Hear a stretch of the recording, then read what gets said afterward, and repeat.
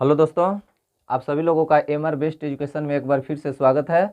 आइए, आज का वीडियो बड़ा ही इंटरेस्टिंग वीडियो है आपके लिए। यदि इन साल आपका बोर्ड एग्जाम है तो समझिए कि इस वीडियो से 2 या 3 नंबर आपके लिए एकदम फिक्स रहता है। टॉपिक क्या है? तो टॉपिक है रासायनिक समीकरण को संतुलित करें। यानी रासायनिक समीकरण को हम कैसे संतुलित करेंगे, ये यदि आपके एग्जाम में आ जाता है तो ये 2 नंबर या 3 नंबर या पहले 5 नंबर में ही पूछता था। 5 नंबर में पूछता था, 5 को दे दिया रहता है और कहता है कि इसको संतुलित करें। या ऑब्जेक्टिव में भी 1-2 जरूर रहता है कि दिए गए रासायनिक समीकरण को संतुलित करें, या निम्नलिखित में से कौन सा रासायनिक समीकरण संतुलित है। इस तरह का क्वेश्चन जरूर एकदम रहता है हर एग्जाम में, बोर्ड एग्जाम में। तो चलिए देखिए, तो प्रश्न है कि निम्नलिखित रासायनिक समीकरण को संतुलित करें। तो सबसे पहले हम लोग थोड़ा जानेंगे कि रासायनिक समीकरण क्या होता है। तो रासायनिक समीकरण क्या होता है? तो किसी भी अभिक्रिया में भाग लेने वाले तत्व या यौगिक के जो संकेत या सूत्र होता है, तो उस संकेत या सूत्रों के द्वारा उस रासायनिक अभिक्रिया का संक्षिप्त निरूपण क्या कहलाता है? रासायनिक समीकरण कहलाता है। जैसे देखिए, ये रासायनिक अभिक्रिया है कि हाइड्रोजन के 2 परमाणु, ऑक्सीजन के 2 परमाणु मिलकर जल के एक अणु का निर्माण करते हैं।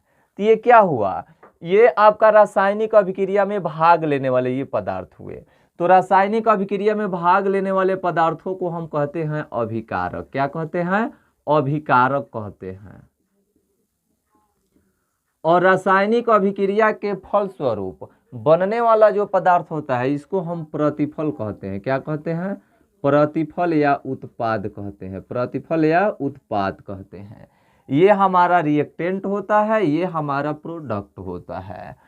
तो रासायनिक समीकरण को संतुलित, तो संतुलित रासायनिक समीकरण 2 तरह का होता है। एक संतुलित रासायनिक समीकरण और एक असंतुलित रासायनिक समीकरण। असंतुलित रासायनिक समीकरण का मतलब होता है कि हाइड्रोजन और ऑक्सीजन मिलकर जल का निर्माण करते हैं। तो देखिए, यहाँ हाइड्रोजन और ऑक्सीजन को मिलाकर हम जल का निर्माण कर दिए हैं। लेकिन ये अभिकारक और प्रतिफल दोनों तरफ प्रत्येक तत्व के परमाणुओं की संख्या पर हम ध्यान नहीं दे रहे हैं। कहने का मतलब है कि यदि अभिकारक और प्रतिफल दोनों तरफ के प्रत्येक तत्व के परमाणुओं की संख्या यदि समान है तो उसको हम बोलते हैं संतुलित रासायनिक समीकरण। और असंतुलित रासायनिक समीकरण का मतलब क्या हुआ कि अभिकारक और प्रतिफल दोनों तरफ के प्रत्येक तत्वों के परमाणुओं की संख्या समान नहीं है, तो उसको हम बोलते हैं असंतुलित रासायनिक समीकरण। अब आप समझ गए होंगे कि संतुलित रासायनिक समीकरण क्या है और असंतुलित रासायनिक समीकरण क्या है। तो प्रश्न है कि रासायनिक समीकरण को संतुलित करें, यानी संतुलित करना है। संतुलित का मतलब क्या? तो रासायनिक समीकरण के दोनों तरफ ये जो तीर आप देख रहे हैं, ये तीर बता रहा है कि इसके बाएं वाला अभिकारक है और इसके दाएं वाला क्या है? प्रतिफल है। यानी यही तीर चिन्ह जो है अभिकारक और प्रतिफल को अलग करता है। तो यानी अभिकारक और प्रतिफल दोनों तरह के प्रत्येक तत्व के परमाणुओं की संख्या समान कर देना है, वही होगा आपका संतुलित रासायनिक समीकरण। तो चलिए हम इसको संतुलित करते हैं।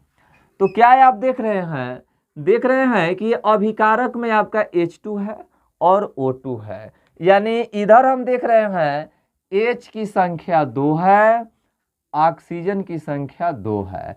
रिएक्टेंट की ओर, प्रोडक्ट की ओर हम क्या देखते हैं कि H 2 है और ऑक्सीजन 1 है। तो गड़बड़ हो गया कि नहीं हो गया? यानी रिएक्टेंट यानी अभिकारक और प्रतिफल दोनों तरफ के प्रत्येक तत्व के परमाणुओं की संख्या समान करना है। समान होगा तो ठीक है, नहीं होगा तो हमको करना है। तो हम क्या देख रहे हैं, यानी इधर H 2 गो है और इधर H 2 गो है। H तो बराबर है, ऑक्सीजन इधर 2 गो है और इधर ऑक्सीजन 1 गो है। तो हम क्या करेंगे, अब हम संतुलित करने के लिए यहाँ हम 2 कर देंगे, क्या कर देंगे, 2 लगा देंगे। 2 जैसे ही लगाएंगे तो 2 का गुणा H में भी है, O में भी है, तो ऑक्सीजन तो हमारा 2 हो गया, लेकिन अब हाइड्रोजन पर क्या प्रभाव पड़ गया, हाइड्रोजन 2 दूना का 4 हो गया।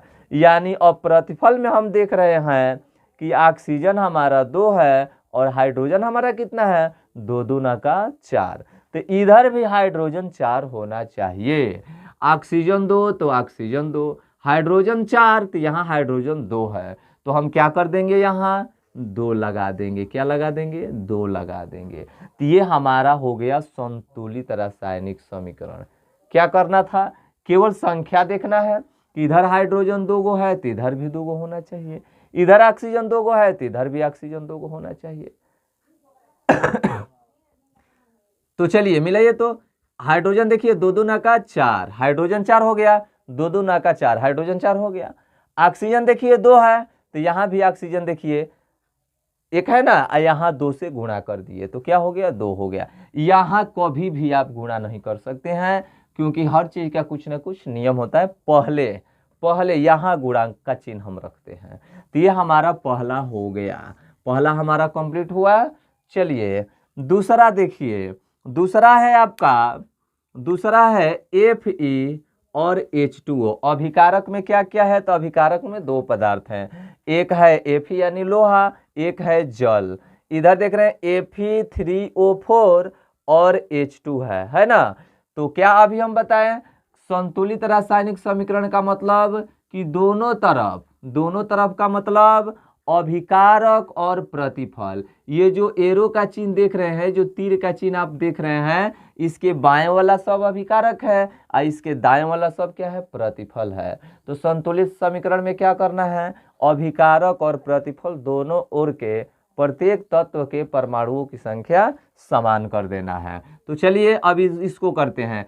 अभिकारक में देख रहे हैं कि Fe 1 है, आप प्रतिफल की ओर देख रहे हैं कि Fe को है 3 गो है। तो हमको क्या करना होगा कि अभिकारक में भी Fe को 3 करना होगा, तो यहाँ हम 3 से गुणा कर देंगे। 3 से गुणा कर दिए, 3 से गुणा कर दिए तो क्या देख रहे हैं, Fe 3 गो, इधर भी Fe 3 गो हो गया।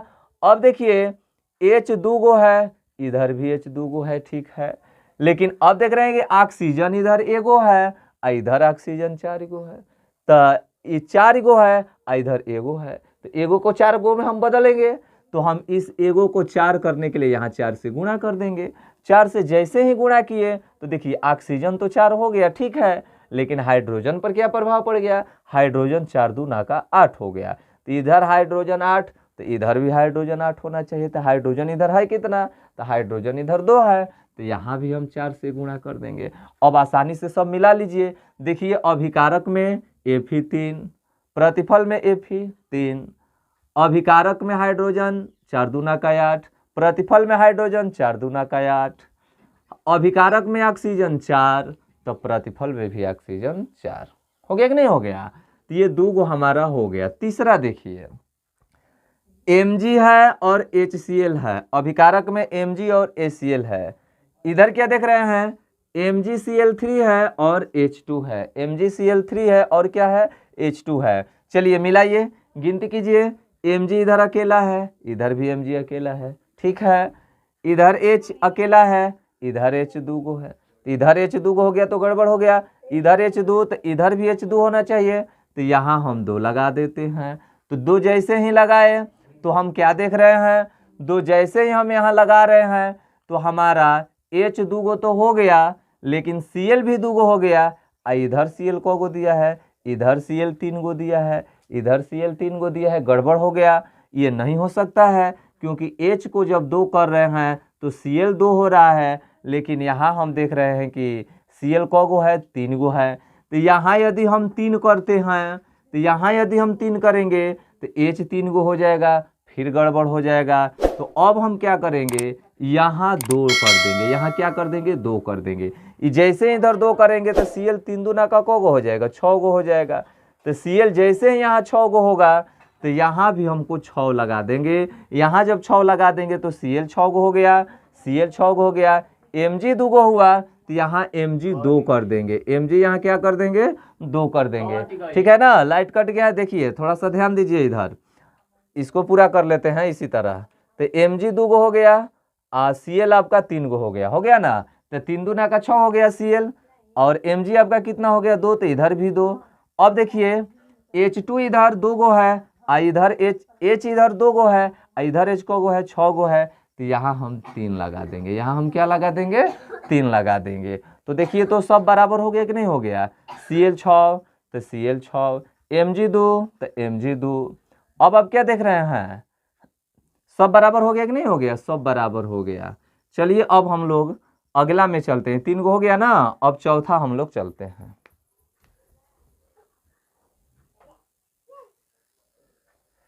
चलिए अगला देखिए, अगला आपका है BaCl2 यानी बेरियम क्लोराइड और H2SO4 यानी सल्फ्यूरिक अम्ल, BaSO4 barium sulphate, ACl hydrochloric अम्ल। इसमें हम लोग देखेंगे कि अभिकारक और प्रतिफल दोनों तरफ प्रत्येक तत्व के परमाणुओं की संख्या से तुलना करें। यदि संख्या बराबर है तब तो संतुलित है, और संख्या बराबर नहीं है तो हम लोगों को करना पड़ेगा। चलिए देखिए, यहाँ देख रहे हैं कि Ba 1 है, इधर भी Ba 1 है, दोनों तरफ बेरियम की संख्या 1 है। क्लोरीन इधर 2 गो है, इधर क्लोरीन आपका 1 गो है, इधर क्लोरीन आपका को गो है 1 गो है, तो क्या करना पड़ेगा 2 गो करना पड़ेगा। तो यहाँ हम क्या कर देते हैं 2 लगा देते हैं, यहाँ हम 2 लगा दिए, तो यहाँ जब हम 2 लगा दिए तो क्लोरीन भी हमारा 2 हो गया, और इधर देखिए H 2 गो, इधर भी देखिए H 2 गो, ठीक है। S अकेला है, S अकेला है, ऑक्सीजन 4 गो, ऑक्सीजन 4 गो, यानी दोनों तरफ प्रत्येक तत्व के परमाणुओं की संख्या क्या है, समान है। तो ये हमारा क्या हो गया, संतुलित समीकरण हो गया। उसी तरह इसको मिलाइए, NaOH यानी सोडियम हाइड्रोक्साइड, H2SO4 सल्फ्यूरिक अम्ल, Na2SO4 सोडियम सल्फेट, H2O यानी जल। चलिए मिलाइए, Na की संख्या को गो है 1 गो है, इधर Na की संख्या को गो है तो 2 गो है, 2 गो है ना, इधर Na को गो है 1 गो है, तो क्या कर देंगे यहाँ भी हम 2 लगा देंगे, 2 लगा देंगे तो क्या हो गया Na 2 गो हो गया, Na 2 गो हो गया। ठीक है, आगे मिलाइए, O 2 से गुणा है तो 2 गो O 4 गो, यानी ऑक्सीजन 6 गो, क्योंकि ऑक्सीजन यहाँ पर 4 गो है, यहाँ ऑक्सीजन 2, 4 2 6।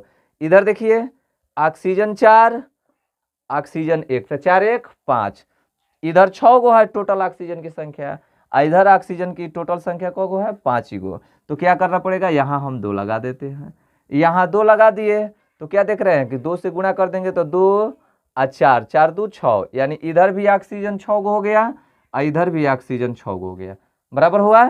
आगे मिलाइए, कौन कौन सा हो गया, सोडियम हो गया, ऑक्सीजन हो गया, हाइड्रोजन देख लीजिए, हाइड्रोजन हम देख रहे हैं कि 2 से गुणा करेंगे तो 2 से गुणा इस सब में है ना, तो यानी 2 गो हाइड्रोजन और 2 गो 4 गो, इधर भी देख रहे हैं 2 2 ना का 4, यानी पूर्ण रूप से हमारा क्लियर है। SO4 है तो SO4 है, यानी सल्फर 1 गो तो सल्फर 1 गो, ऑक्सीजन 4 गो तो ऑक्सीजन 4 गो, यानी ऑक्सीजन टोटल 6 गो हुआ ना। फिर से मिला लीजिए, देखिए सोडियम आपका 2 गो, इधर भी सोडियम 2 गो, ऑक्सीजन देखिए तो 2 गो और 4 गो 6 गो, इधर भी ऑक्सीजन 4 गो 2 गो 6 गो। चलिए हाइड्रोजन देखिए रहे हैं 2 2 ना का 4, और यहाँ भी हाइड्रोजन 2 गो यहाँ 2 गो यहाँ 4, ये सब आपका हो गया कि नहीं, दोनों तरफ। यानी आपको 2 बिंदुओं पर ध्यान देना है। पहला बिंदु पर क्या ध्यान देना है, अभिकारक और प्रतिफल दोनों को चुनना आना चाहिए। चुनना आना चाहिए का मतलब कि ये एरो के बाएं वाला जो होगा अभिकारक होगा और दाएं वाला जो होगा प्रतिफल होगा या उत्पाद होगा। इस चीज को जब हम चुन लेंगे तब हम देखेंगे कि अभिकारक में जितना भी तत्व या यौगिक जो भी भाग लिया है इसके प्रत्येक तत्व के परमाणुओं की संख्या देख लेंगे, और फिर प्रतिफल में जो आपका तत्व या यौगिक आया है उसके प्रत्येक तत्व के परमाणुओं की संख्या देख लेंगे। दोनों तरफ का मतलब अभिकारक और प्रतिफल, दोनों तरफ प्रत्येक तत्व के परमाणुओं की संख्या यदि समान है तो समझिए कि ये रासायनिक समीकरण हमारा संतुलित है, और यदि समान नहीं है तो असंतुलित है, तो असंतुलित रासायनिक समीकरण को हमें क्या करना होता है, संतुलित करना होता है। ठीक है, इसी आधार पर हम अगर कोई भी रासायनिक समीकरण दिया है उसको संतुलित करने के लिए कहेगा, तो इसी तरह से हम उसको संतुलित करेंगे। ठीक है, उम्मीद करते हैं कि ये वीडियो आपको पसंद आया होगा। यदि ये वीडियो आपको अच्छा लगा तो इसे लाइक, शेयर और सब्सक्राइब जरूर करें। धन्यवाद।